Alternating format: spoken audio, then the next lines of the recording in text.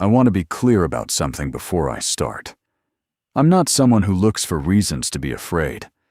I've never been the kind of person who reads meaning into small things, or who stays up at night convincing themselves that something is wrong when it probably isn't. I was raised practical. Both of my parents were practical people. My father an engineer, my mother a school administrator.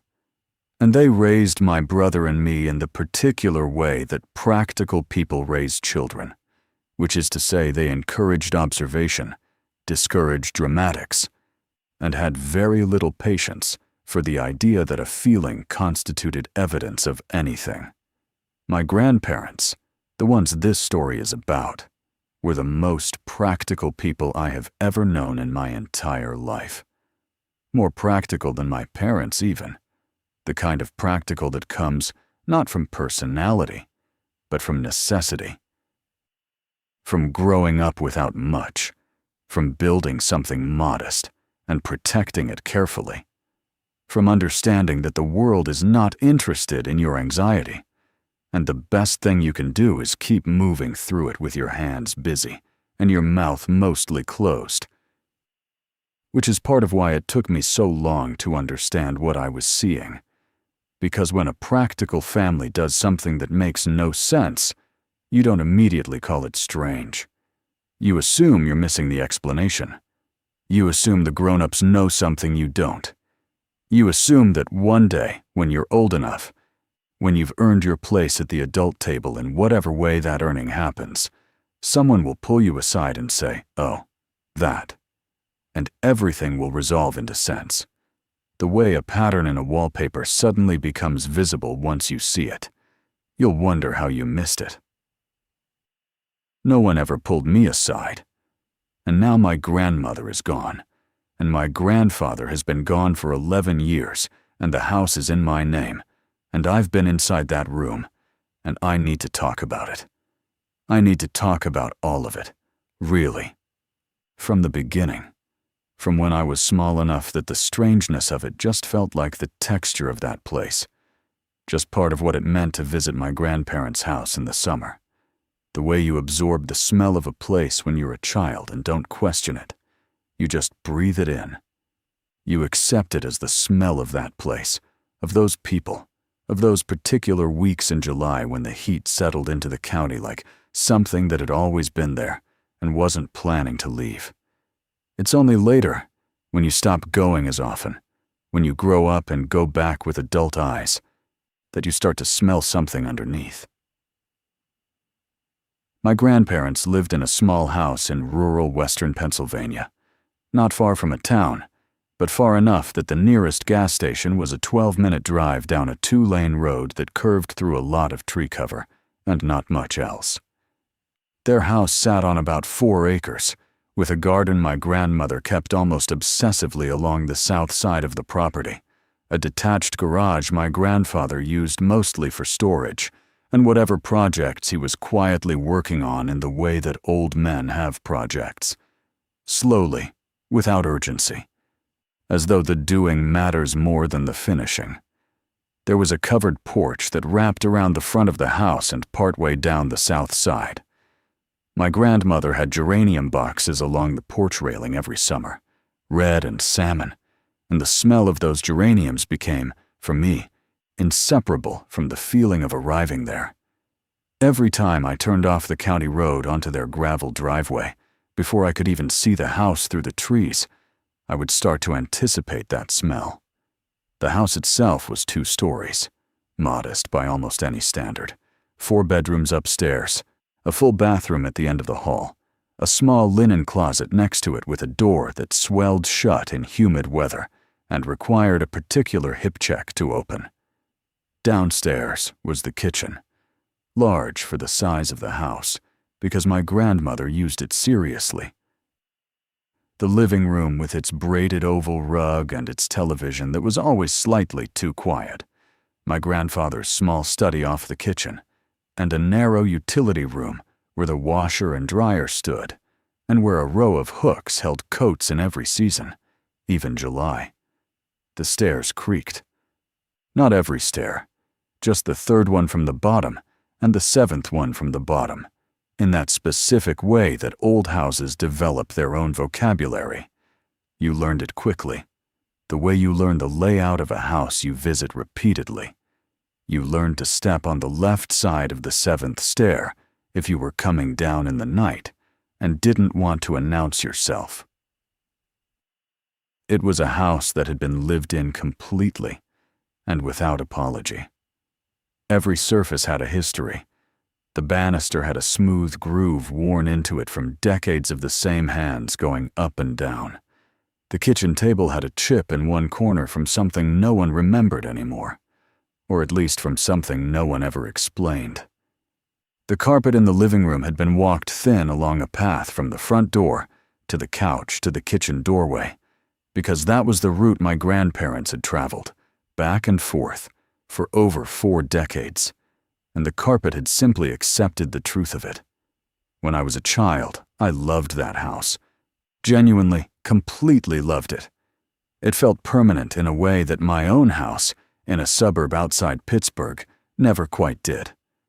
My parents' house felt replaceable somehow, like something that had been assembled for us according to a floor plan and could just as easily be disassembled and replaced with an identical one 3 streets over. My grandparents' house felt like it had grown there, like if you demolished it, the land would hold the shape of it for a while, just from memory, like the ground had gotten used to it. We went every summer, usually for 2 or 3 weeks in July. Sometimes we went in August if scheduling demanded it, though my grandmother always said August was the difficult month and didn't explain further. Sometimes we went for longer if my parents needed the break from us, which was a thing they never said out loud, but that my brother and I understood the way children understand things that adults think they're concealing. My brother's name was Danny. He was 14 months younger than me, which made us close enough in age to be constant companions and far enough apart in temperament to argue about almost everything. He was easier in the world than I was. Easier with people, easier with ambiguity, quicker to accept a surface explanation and move on. I was the one who picked at things. I was the one who sat with a question past the point when a reasonable person would have let it go. My parents found this quality alternately admirable and exhausting, depending on what I was picking at. We had our rooms when we stayed. Danny took the bedroom across from the bathroom because it had a window that looked out over the garden and the back field, and he liked to watch the deer come in at dawn. He had a particular stillness in him when he was watching animals that was very different from his usual energy. And even as a child, I recognized that the deer watching was something he needed in some private way. I took the room at the end of the hall, which was smaller than Danny's, and had a slanted ceiling on the south side where the roofline came down. There was barely enough clearance to stand upright near the window on that side. I didn't mind. I liked it precisely because of the constraint of it. It felt like a ship's cabin, like something designed to hold a person in place rather than give them room to wander. As a child, I found that more comforting than space. I still do, if I'm honest. And then there was the third bedroom. The third bedroom was between mine and Danny's, on the south side of the house. It had 2 windows, both facing the backyard and the field beyond it. It was slightly larger than my room, with a closet along the interior wall and a mirrored door on that closet that I found unsettling as a child in a way I couldn't articulate. Mirrored closet doors in old houses always seem to reflect something slightly different than what you expect. The angle is always just barely off. You look into them and see yourself from a perspective you don't usually occupy. The room was always set up the same way. Every summer, every Christmas, every visit over the course of my entire childhood. Always the same. A full-size bed, made with clean white sheets. Not made in the casual way you make a bed in a guest room that probably won't be used. Not just smoothed and straightened and left. made in the way you make a bed when someone is arriving tonight. The pillow placed precisely in the center of the headboard, the top sheet and blanket folded back a few inches at the top, neat and deliberate, the way hotels do it. An invitation, a signal that the bed is ready to receive someone, not just stored. On the nightstand, a small wooden nightstand with a single drawer that I once opened and found completely empty, not even a pen. There was a lamp and a glass of water.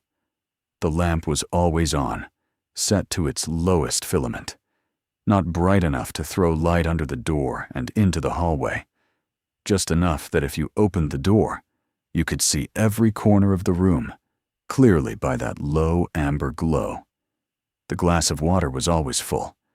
I know it was fresh because I tasted it once when I was about 9 years old, standing in the doorway while my grandparents were downstairs. Cold, clean, not flat, not stale, not the way water tastes when it's been sitting in a glass for days. Fresh, the way water tastes when it's just been drawn from a tap. At the foot of the bed, a folded hand towel, white, clean, folded in thirds the way my grandmother folded all the towels in that house. It was always slightly warm to the touch, in the way that fabric gets warm inside a house that is itself warm. And that warmth felt almost biological, almost like the warmth of a body, which is not a thought I would have had as a child, but which occurs to me now. On the far side of the room, on the south wall between the two windows, the window was always cracked, always. Never fully open, never fully closed. Cracked approximately 2 inches, held in place by its own age, and the particular way old wood frames settle. I eventually learned, much later, from a remark my grandmother made almost in passing, that the window was cracked even in winter, even in the months when the temperature outside dropped into the 20s, even when snow was on the ground and the heat was running downstairs. That window stayed cracked. I am describing all of this carefully because I need you to understand what the room was and what it wasn't. It wasn't a memorial. My grandparents didn't keep photographs in there of someone who had died. There were no preserved belongings, no meaningful objects, nothing that announced itself as a shrine. It was spare, almost impersonal. The water glass and the lamp and the towel were functional objects, not symbolic ones. The bed was not made the way you make a bed, to honor the memory of someone who slept in it. It was made the way you make a bed for someone who is going to sleep in it. And it wasn't a guest room in the ordinary sense, either. I know what it looks like when a room is being prepared for a specific guest. There's a warmth to it, a kind of personalization. Extra hangers moved to the front of the closet. A spare charger left on the dresser. A note on the pillow sometimes, if the host is that kind of person. You make a guest feel expected. Expected as themselves, as a specific person arriving from a specific place. This room made no one feel expected. This room was maintained for an absence. The first time I remember noticing it, really noticing it, as opposed to simply walking past it. I was 7 years old.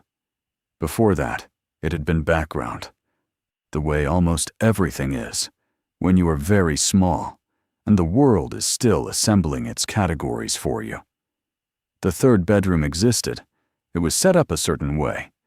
Adults occasionally walked past it and looked in without entering. None of that had registered as unusual when I was 4 or 5.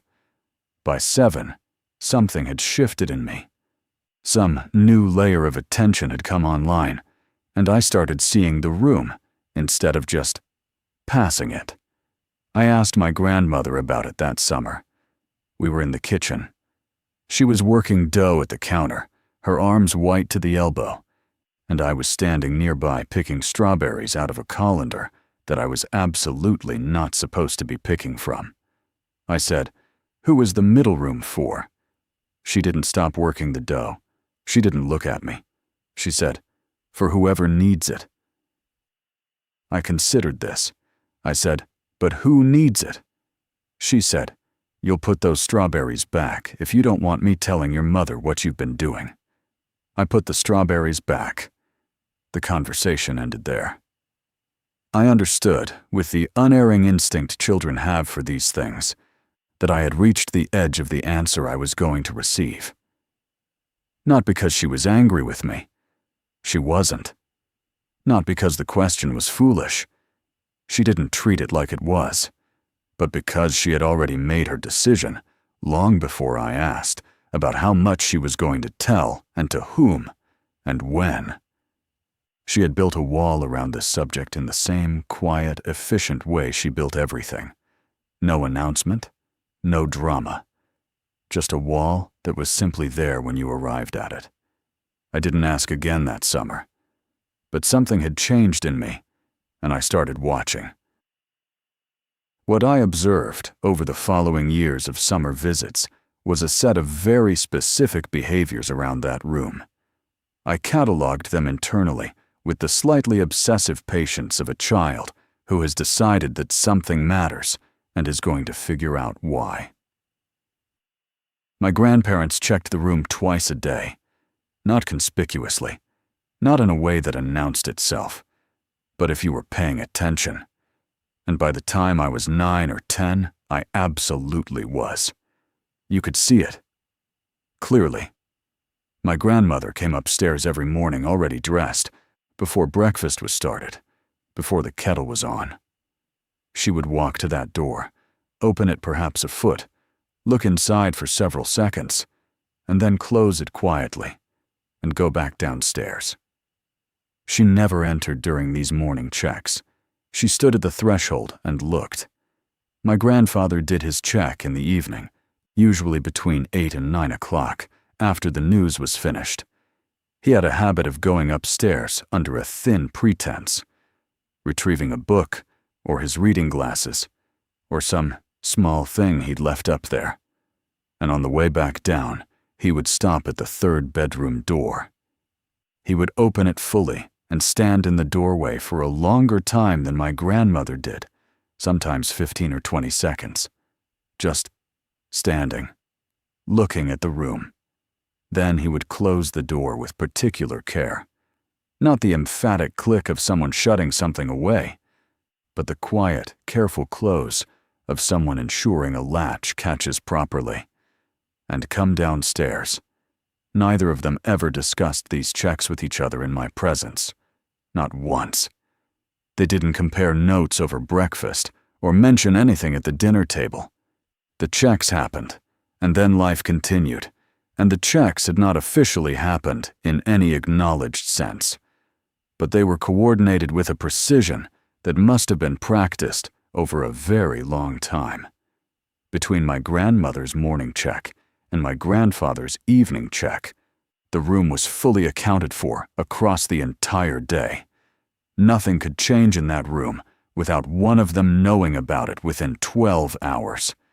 I also noticed, and this took longer to see because I had to accumulate enough visits to recognize the pattern, that my grandparents never left the house at the same time. One of them was always there.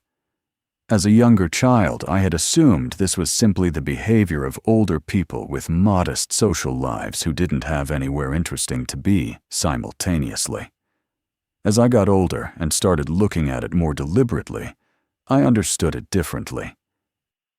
They staggered their errands with the quiet efficiency of a shift schedule.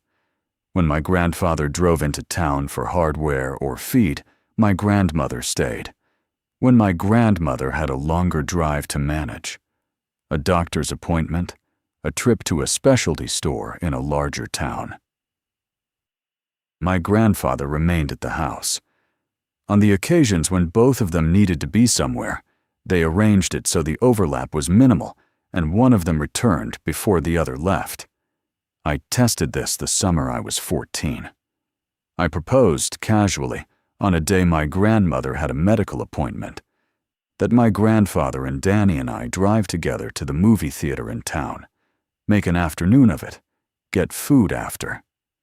My grandfather considered this with what seemed like genuine warmth. He said he had some things that needed looking after around the house. Maybe next time. He did not have things to look after. I watched through the rear window of the car as we backed down the gravel drive. He stood on the porch until we were out of sight, and when we returned 4 hours later, he was inside, and the house had the particular settled quiet of a place where one person has spent several hours entirely alone. He had been there the whole time, making sure one of them was always there. I filed this away. I didn't know yet what I was filing it toward. By 16, I had a thorough internal catalog of everything strange about the third bedroom and the behaviors surrounding it. I kept it private. Danny had long since settled on a comfortable explanation. Some vague, theoretical relative who might visit, and deployed it whenever I tried to start a conversation about the room. He was not dismissive in a cruel way. He simply had no interest in living inside a question that didn't seem to require immediate answering.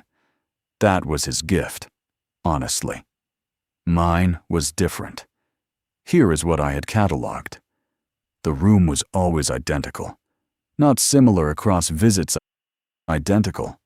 Same bed arrangement, same water glass position on the nightstand, same folded towel at the foot, same lamp setting, same cracked window. I had looked carefully enough by this point to know that the lamp was always set to the same specific notch on its rotary dimmer, which means someone was paying attention to degree of detail that most people would consider excessive. My grandmother had once, when I was 11, offered something close to an explanation. We were sitting on the porch in the late afternoon, shelling beans into a colander between us, and I had approached the subject obliquely, asking about the house's history, about who had lived there before, about whether the bedrooms had always been laid out the same way. She had followed my approach with a patience that told me she knew exactly where I was going and had decided to meet me part way. She said her mother had kept a room in much the same way. She said there was something her family had always understood about readiness, that being caught unready was among the worst things that could happen, and that the small discipline of maintaining a room cost very little compared to what it prevented. She didn't say what it prevented. She used the word unready in a way that gave it specific weight, as though it meant something more particular than simply not being prepared, as though there was a version of unready that was not merely inconvenient, but genuinely dangerous. I turned that word over in my mind for years afterward. Unready, not unprepared, not surprised, not caught off guard. Unready.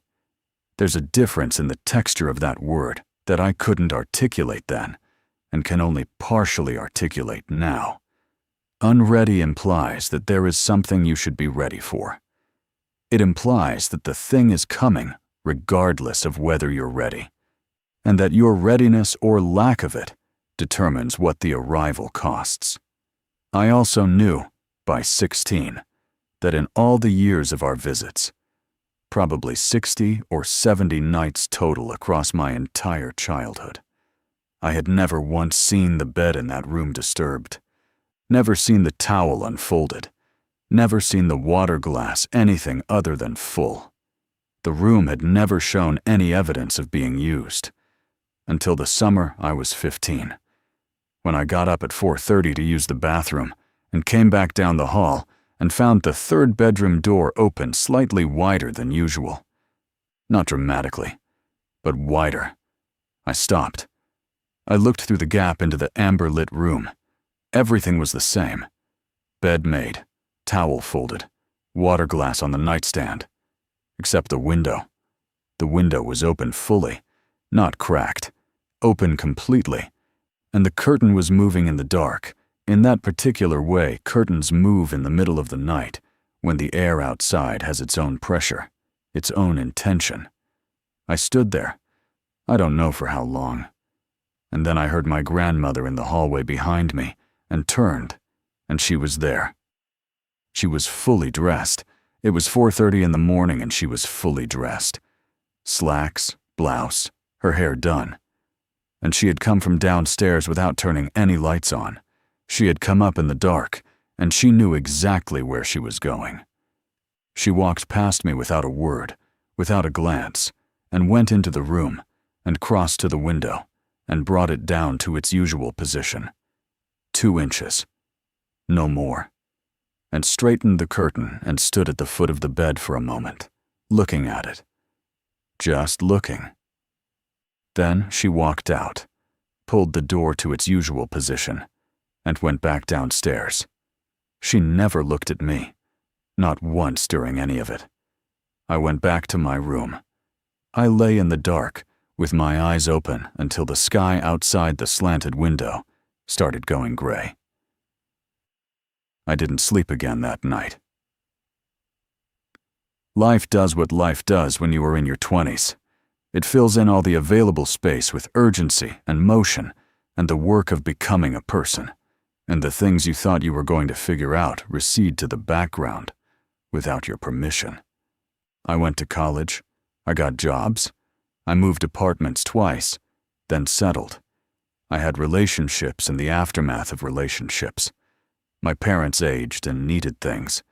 Danny moved to Denver, and we called when we could. I still went to the house, less often, but regularly. Christmases almost always. Some Thanksgivings. Occasional long weekends in summer or early fall when I could manage it. My grandparents were getting older, and the getting older had its own pace and texture. My grandfather slowed first. He moved through the house more carefully by his mid-70s, one hand often touching a wall or the back of a chair as he passed. But his mind stayed precise. He watched the news every night. He kept his study in order. He did the evening check the same way he always had. My grandmother, at 76, seemed entirely ageless. She still kept the garden. She still baked her own bread every week. She still managed the house with the same exact competence she'd always had. She had a quality. I've never found quite the right word for it. Of someone who is not trying to prevent time from passing, but who simply hasn't found the passing of time to be as organizing a force as most people do. Like time was one of many things to manage, not the primary thing. My grandfather died when I was 26. October, on a Tuesday, a cardiac event, fast. He was 79 and had been in reasonable health for a man of 79. It was still a surprise. Death at that age is still a surprise when it's someone you expected to have more time with. I drove up for the funeral and stayed for a week. Danny flew in from Denver. We slept in our old rooms. The 3rd bedroom, as I passed it in the hallway at night on the way to the bathroom, was exactly as it had always been. Lamp on low, towel at the foot, window cracked, water glass full on the nightstand. The room did not know or care that the man who had checked it every evening for decades was lying in a funeral home in town. Or perhaps it did know. I don't know how to think about that. My grandmother moved through that week with the measured grief of someone who has had 50 years to make her private arrangements with the possibility of this moment. She wept, properly and privately, and then she organized. She made calls. She directed the placement of food on tables. She thanked people for coming with the specific warmth of someone who means it and knows exactly how long it should last. She was, across that whole week, entirely herself. The night before Danny flew back to Denver, the 3 of us sat late at the kitchen table. My grandmother had taken something from a bottle in the back of the cabinet.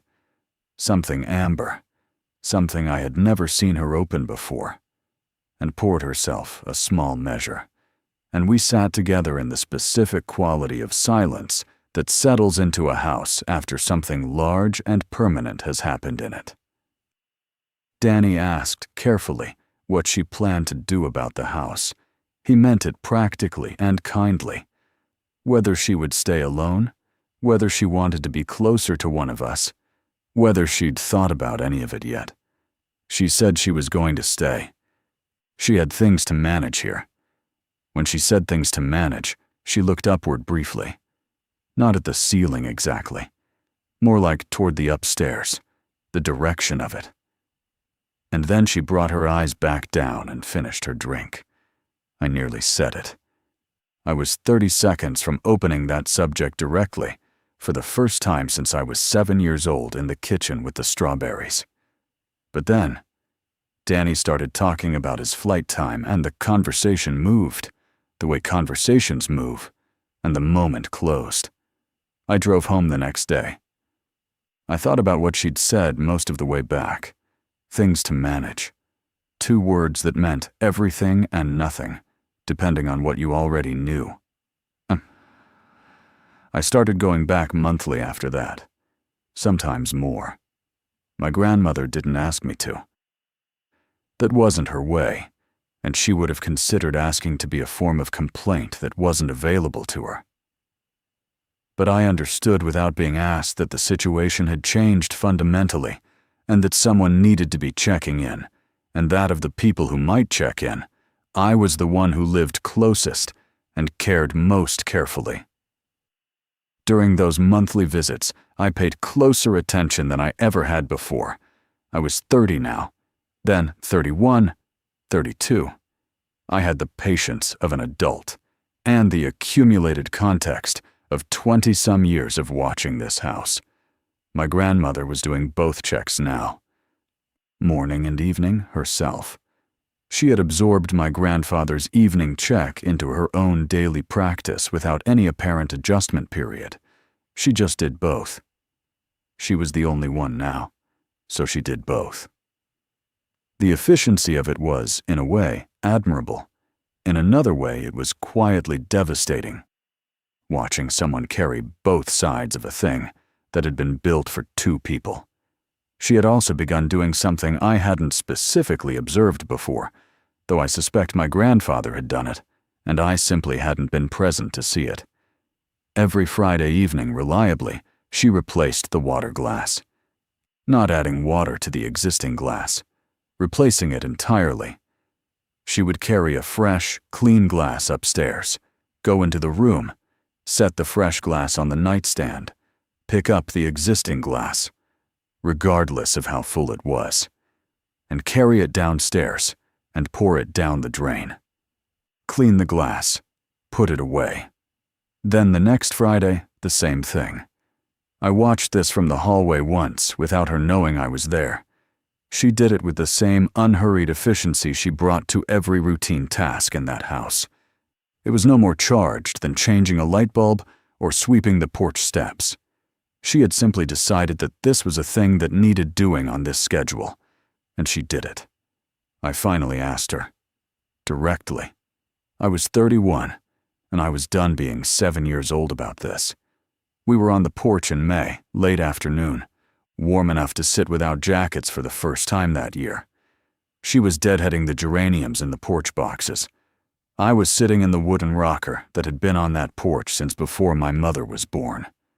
I said, "Grandma, who is the room for?" Not a question with a rising inflection. A statement with a space after it, waiting to be completed. She kept working the geraniums. She had a particular way of pinching the dead blooms. Efficient and without hesitation. The quick little movement of someone who knows exactly where the break should be. She worked through 3 or 4 of them. Then she put down her shears and looked at me with an expression I had seen before, but never fully understood. The expression of someone who has pre-decided what they will say and how far they will go, and is now simply saying it. She said, "You know how there are things in a family that are older than the people currently in it?" I said yes. She said, "There is someone who has never quite left. We make sure the room is ready for them. We make sure they don't come back and find nothing prepared. That would be very bad, That would be the worst kind of thing. I said, "Who is it?" She picked up her shears. She said, "Old enough that the name doesn't matter anymore. What matters is the room." And that was the end of it. She went back to the geraniums, and I sat in the rocker, and the afternoon moved around us, and neither of us said anything more about it. Someone who has never quite left. I have turned those words over in my mind more times than I can count. The precision of the language matters here. She didn't say someone who died, and whose memory we keep. She didn't say a ghost, which would have been the obvious word if ghost was what she meant. She said someone who has never quite left, which implies something different. It implies a departure that was begun, but not completed. A person, or whatever a person becomes, who is still in motion between wherever they went and wherever they started. Not fully here, not fully gone. And the room is not a memorial to them. The room is a stopping point for them. My grandmother died 14 months ago. She was 86. It was a gradual ending, which I've come to believe is both kinder and crueler than sudden ones in equal measure. Kinder because you have time, crueler because you watch the narrowing. A few months of decline, then a hospitalization, then a shorter hospitalization, then the one she didn't leave. She left the house to me. Not to Danny, not split between us, not held in a trust. To me, specifically. Her lawyer was thorough and professional about conveying the terms. He was also, at the end of the meeting, quietly careful about conveying something that was not technically part of the legal document. A line she had written separately, clearly in the period before the hospital when she was still fully herself, and left with instruction that it be passed to me directly. It said, "The room stays ready. You'll understand why when you need to." I read it several times in the parking lot of the lawyer's office, sitting in my car in the gray February light. I folded it and put it in my coat pocket. I've kept it. I didn't understand immediately. I still don't understand completely, but some things you carry forward without complete understanding, because the carrying itself is the instruction. I spent several months of weekends at the house after she died, going through decades of accumulated life carefully, the way she would have done it, deliberately, without waste, without throwing things away simply because they were old, or because they made you feel something you didn't want to feel in the middle of a Saturday afternoon. I stayed in my old room each time, the slanted ceiling, the ship's cabin. And every morning and every evening, I found myself in the hallway outside the third bedroom with my hand on the door. I want to be precise about this. I did not decide to begin the checks. It is not something I sat down and consciously chose the way you choose to take on a task. The first morning after she died, I woke up in my old room, walked to the bathroom, came back down the hall, and stopped at that door. My hand found the knob. I opened it. I looked inside. The lamp was on. The bed was made. The towel was folded at the foot. The window was cracked. The water glass was empty. I had never in my entire life seen it empty. Not once in 30-some years of visits. I don't know how to explain what that hit me like. It's not rational. It's an empty glass. It's a glass of water that wasn't refilled. It's a small domestic failure in the aftermath of a death, completely ordinary and completely explicable. And yet, standing there in the hallway in the early morning quiet of a house that had just become mine, looking at that empty glass on that nightstand, in that amber light, I felt something drop away in me, something that had been holding without my awareness of it holding. She had kept it, right up until she couldn't. Through all the months of diminishment, through the weeks when getting upstairs was harder, she had kept the water fresh. And then she went into the hospital, and the glass slowly emptied over the weeks she was gone, and no one had been there to fill it. I went downstairs. I filled a glass with cold water from the tap. I carried it upstairs and placed it on the nightstand. I straightened the towel slightly, which didn't need straightening.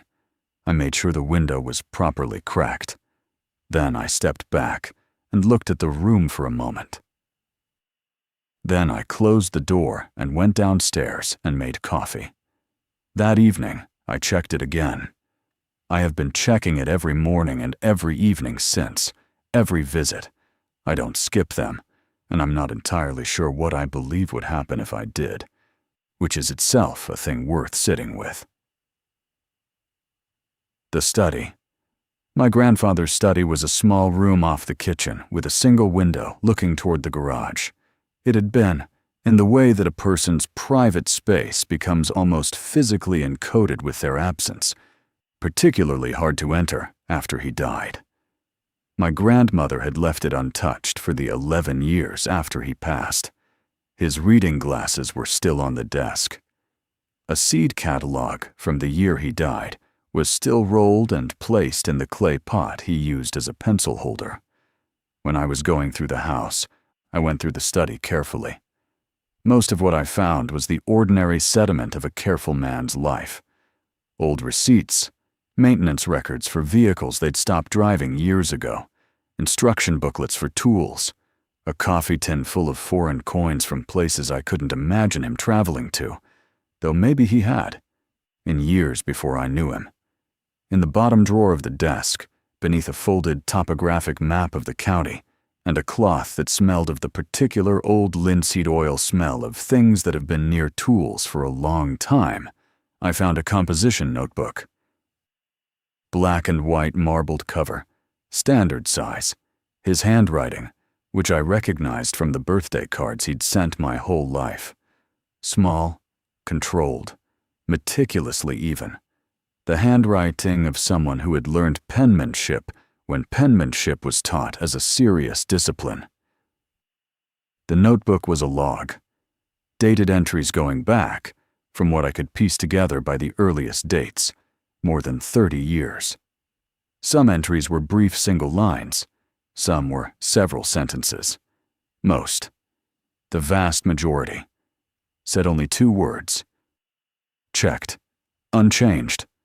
Date, time, checked, unchanged. Day after day, month after month, year after year. The regularity of it was its own kind of staggering. The commitment represented in 30 years of 2-word entries. The patience. The faithfulness to something most people would have given up on, or rationalized away within the first year. But scattered throughout, marked with small asterisks in the left margin. Marked specifically, so you could find them if you were looking, were different entries. I want to share some of them with you, in something close to the order I found them. March 4th, late night. Window found fully open. Reset. Room cold. No other changes visible. July 19th. Water glass noticeably low. Not empty. Refreshed. No other change. November 2nd.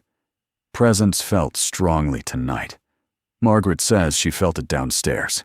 Kept the light on. Did not check during the night. February 14th. Sound from the room around 3 in the morning. Not footsteps. Closer to settling. Or breath, held briefly. Margaret heard it from the hall. We did not enter. Waited in the hall until it passed. Went back to bed at 4. Checked at dawn. Unchanged. August 30th. Bed shows an impression. Slight. Wrong kind for sleeping. Not full length. Not the sag of a body lying flat. More like weight resting at the edge briefly. Straightened the blanket. Water completely empty. Replaced. Towel still folded. January 9th. Coldest night of the year so far. Maybe 12 outside. Window opened fully when I checked. Don't know when it opened. Room was very cold. Reset. Bed unchanged. Water half empty. October 7th. 42 years today that we've kept it. My father would say, we've done all right. I think we've done what was required. Not sure those are the same thing." I had to set the notebook down after that last one. I set it on the desk and looked at the window, at the garage outside it, at the gray light coming through. 42 years. His log went back 30, but he was counting from 42. Counting from a point that placed the beginning of the keeping in the early 1950s, before my mother was born, before he and my grandmother were married possibly, before the house was fully his. And he said his father would say, which means his father was part of this, which means this was not something my grandfather invented or inherited fully formed from my grandmother's family alone. This was something his family also carried. Both sides of my family, converging in this house, on this room, for reasons that went back to people I had never met, and would now never be able to ask. I thought about that for a long time. Then I kept reading. There were entries about the sound. It appeared more than once in the log, always at night, always described in the same patient way. Not footsteps, not voices, something between breathing and settling. Once he described it as the sound a house makes when someone shifts their weight against a wall. Specific pressure briefly applied and then released. There was an entry that said only, "It spoke. Margaret is all right. We are all right."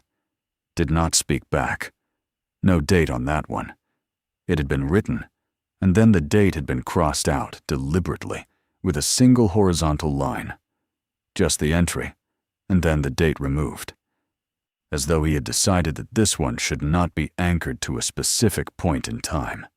As though he wanted it recorded, but not located. It spoke.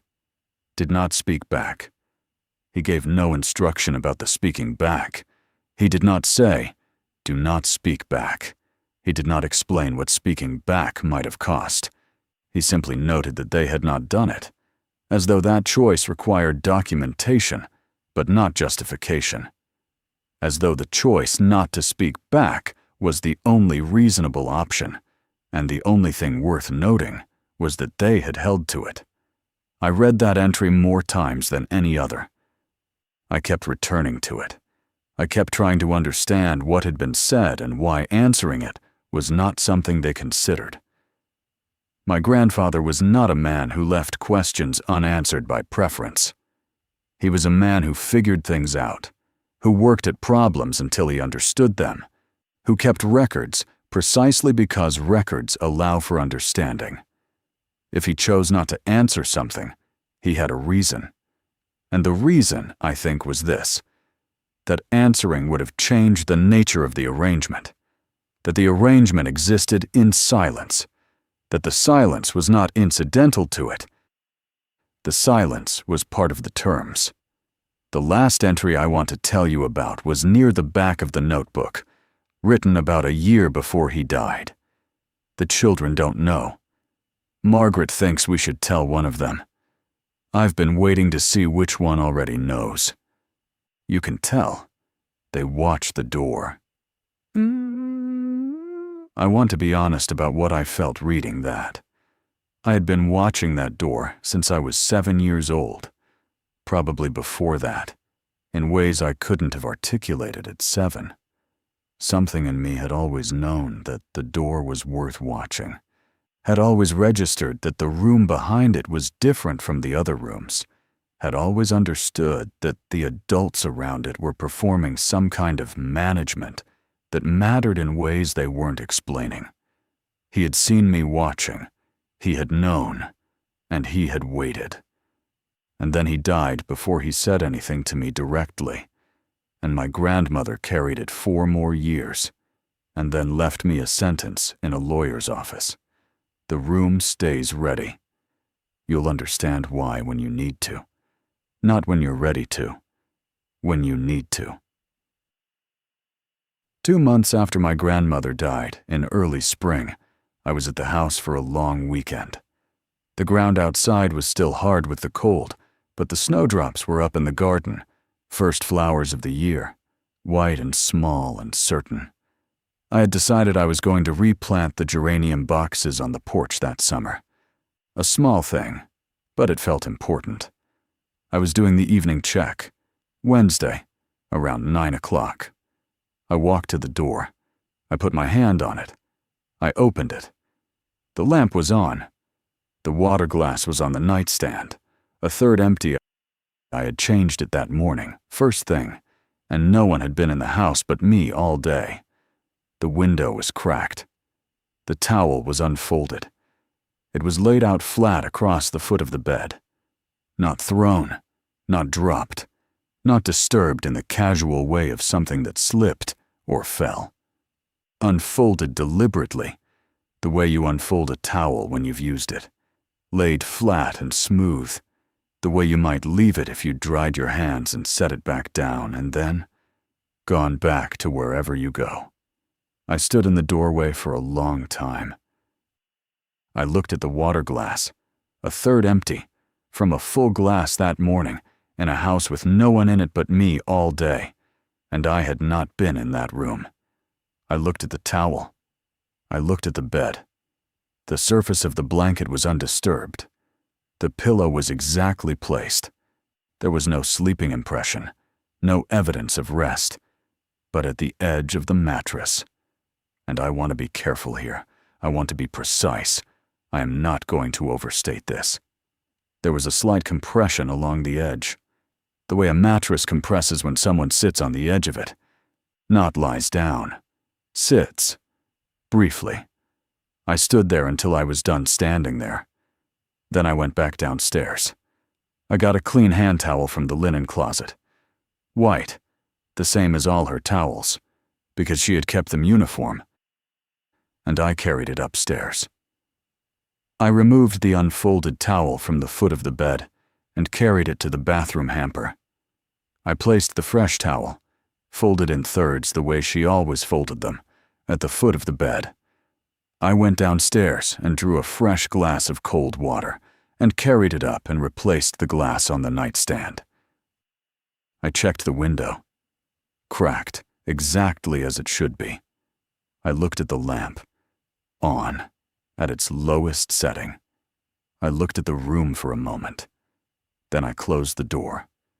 I went downstairs and sat at the kitchen table, the same chair I'd always sat in, the one on the far side nearest the window. And I stayed there for a while. Not exactly afraid. Or not only afraid. Something more complicated than fear, which is what you feel when you understand, finally. That a thing is real, and has always been real, and that your not understanding it sooner didn't protect you from it. It just meant you were less prepared than you could have been. I thought about my grandfather, young, learning the shape of this, writing it down, choosing documentation over explanation, because documentation was the thing he could provide. I thought about my grandmother at 4:30 in the morning, crossing a dark hallway in good clothes, resetting a window without ever turning on a light. I thought about what it costs to do something every day for 50 years that you cannot explain to almost anyone. What that does to the part of you that wants witness, the part that wants someone to know.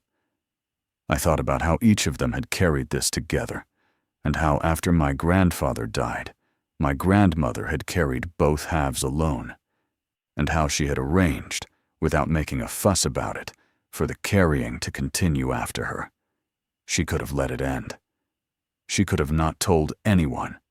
She could have reasoned that it was her generation's burden, and not mine to inherit, that it was time to stop. She didn't. She left me a sentence. She left me a house. She left me a notebook in the bottom of a desk.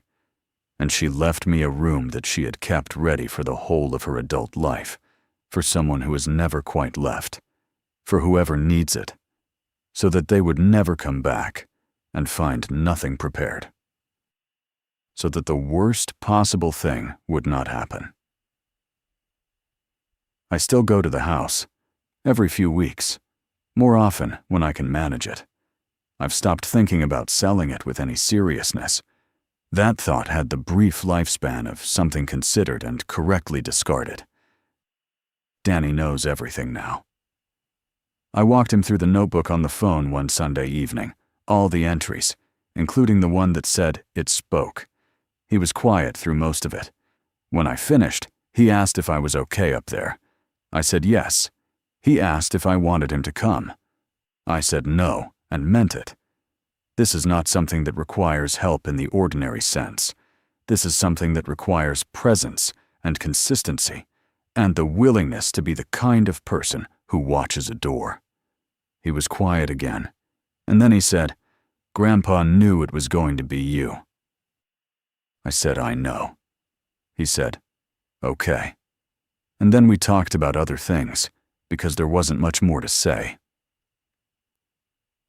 I want to tell you about last week. I want to end here with last week, because it is the most recent thing, and because I'm still close enough to it that I haven't yet decided what I think about it, and I want to describe it while I'm still close enough that the description is accurate, rather than shaped by whatever conclusion I eventually come to. It was a Friday. I had driven up after work, arriving around 7 in the evening. Dark already, because it's October now, and the dark comes early. I let myself in with my key, turned on the kitchen light, put my bag down. The house was cold. I'd been away for 2 weeks and had left the heat low. So I turned the thermostat up and stood in the kitchen while the system kicked on, listening to it. The pipes, the clicks, the gradual soft warmth beginning to move through the house. I went upstairs. I did the check. The room was right. Lamp on. Water glass full. I had changed it 2 weeks ago before I left, and the level had dropped slightly in 2 weeks, about 1/4 of an inch, which I have now come to understand as normal. The towel was folded. The window was cracked. I went back downstairs and made something to eat and sat at the kitchen table and read for a while. Around 10, I went upstairs to bed. I passed the 3rd bedroom door on the way. I did not open it again. I had already done the evening check and the room was right, and there was no reason to open it again. I lay in my old room with its slanted ceiling and the sound of the wind picking up outside, and I fell asleep without much difficulty, which is something that would have surprised a younger version of me, but which has become ordinary.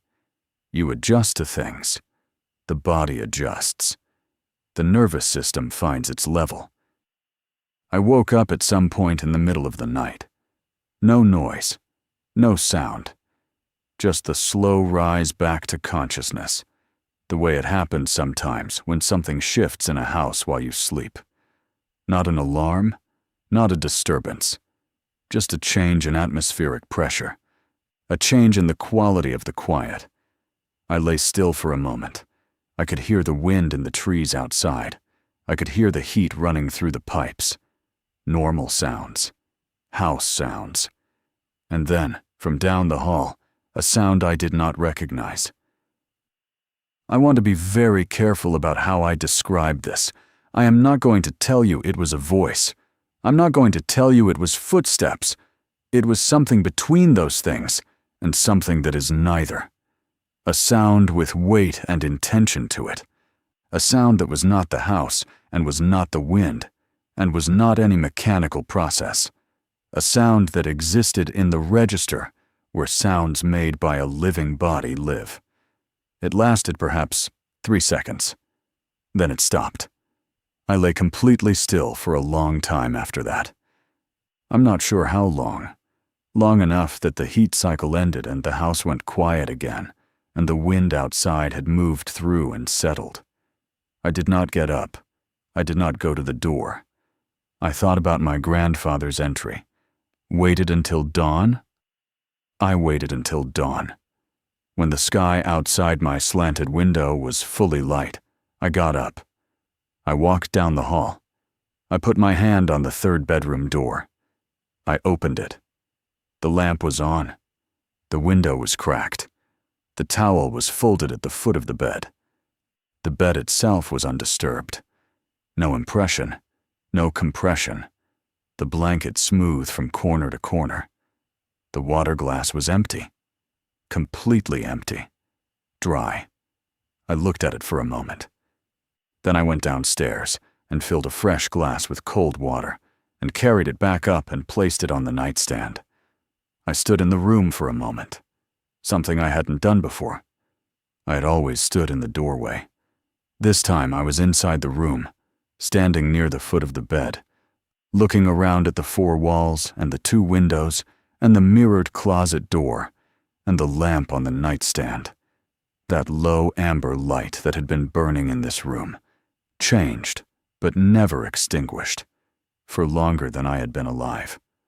The room was cool, the window cracked, October air coming through. I thought about what it means to be the kind of family that keeps a room, not because you chose it as your first choice, not because you understand every dimension of what you're doing, but because the keeping matters to something, and that something matters in ways you cannot fully map. And the line of people before you held it without breaking and passed it forward rather than letting it drop. I thought about my grandfather writing checked, unchanged, for 30 years. I thought about my grandmother in the dark at 4:30 in the morning. I thought about the line she left me. You'll understand why when you need to. I think I'm beginning to need to. I looked at the empty glass I had just replaced with a full one.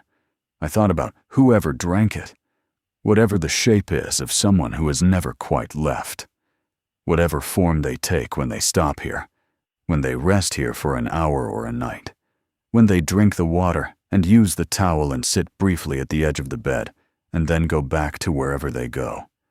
They had needed the room last night. They had come and found it ready. They will come again. I don't know when. The log doesn't predict timing.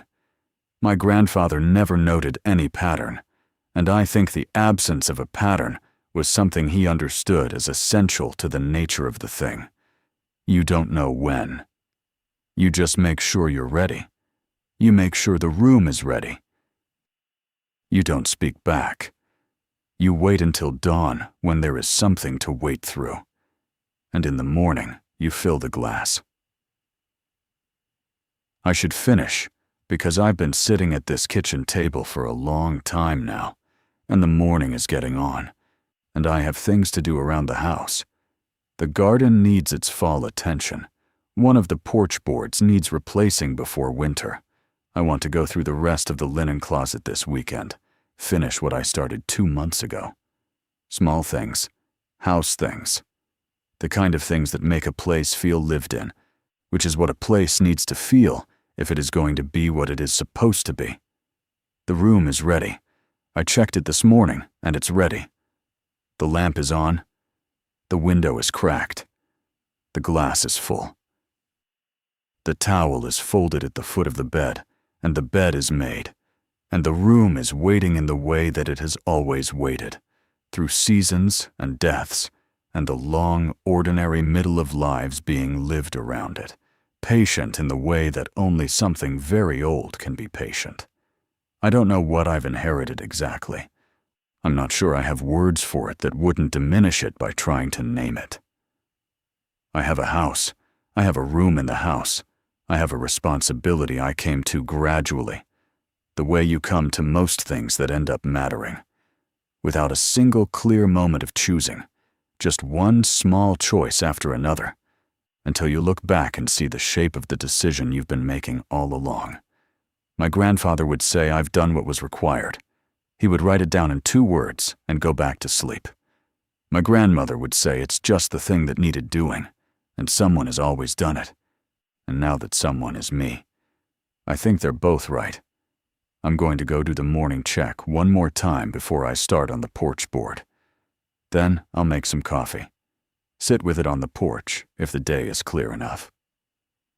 Watch the deer come in from the field the way Danny used to watch them. Still and quiet and present. And tonight around 9, I'll do the evening check. and the room will be ready. It will always be ready.